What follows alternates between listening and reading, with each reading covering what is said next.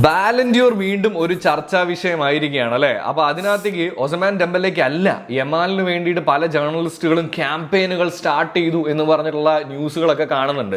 And വിറ്റീനെ deserving ആണ് എന്നും പറഞ്ഞ ഒരുപാട് സംഭവങ്ങൾ കാണുന്നുണ്ട്. സോ അപ്പൊ അതിലേക്ക് ഞാനൊരു പുതിയ ഒരാളെയും കൂടെ കൊണ്ടുവന്നിടുകയാണ്. നിങ്ങളുടെ അഭിപ്രായമാണ് എനിക്ക് അറിയേണ്ടത്. അപ്പൊ നമ്മുടെ കണ്ടന്റ്സും കാര്യങ്ങളൊക്കെ ഇഷ്ടമാണെന്നുണ്ടെങ്കിൽ ഒന്ന് കൂടെ കൂടുക. എന്റെ ബോൾ നോളേജ് ചോദിക്കുന്നതിന് മുമ്പ് ഇത് മുഴുവൻ കേട്ടിട്ട് വേണം നിങ്ങൾ ഇതിനകത്ത് അഭിപ്രായം പറയാനായിട്ട് കേട്ടോ. സംഭവം ആരാണെന്ന് ചോദിച്ചു കഴിഞ്ഞാൽ അർജന്റീനക്കാരുടെ മുത്തുമണിയാണ്. അതുപോലെ തന്നെ ചെൽസിക്ക് ക്ലബ്ബ് വേൾഡ് കപ്പ് എടുത്തു കൊടുത്തതിൽ ഒരു പ്രധാനി തന്നെയാണ്, വേറെ ആരുമല്ല, എൻസോ ഫെർണാണ്ടസ്. എന്തുകൊണ്ട് ഞാൻ ഇദ്ദേഹത്തെ കൊണ്ടുവരുന്നു എന്ന് വെച്ച് കഴിഞ്ഞാൽ ഏത് കാര്യത്തിലെടുത്ത് നോക്കുകയാണെന്നുണ്ടെങ്കിലും ഇപ്പൊ നമ്മുടെ വിറ്റീനെ വെച്ചുകൊണ്ട് തന്നെ നമുക്കൊന്ന് കമ്പയർ ചെയ്യാം. വെച്ച് നോക്കുകയാണെന്നുണ്ടെങ്കിൽ ഡയറക്റ്റ് ഗോൾ കോൺട്രിബ്യൂഷൻസിൽ എന്തുകൊണ്ടും വിറ്റീനേക്കാളും നല്ല പെർഫോമൻസ് ആര് കാഴ്ചവെച്ചിട്ടുണ്ട്? എൻസോ ഫെർണാണ്ടസ് കാഴ്ചവെച്ചിട്ടുണ്ട് എന്നുള്ളതാണ്. ഇനി ട്രോഫിയുടെ കാര്യത്തിലാണ് വ്യത്യാസം.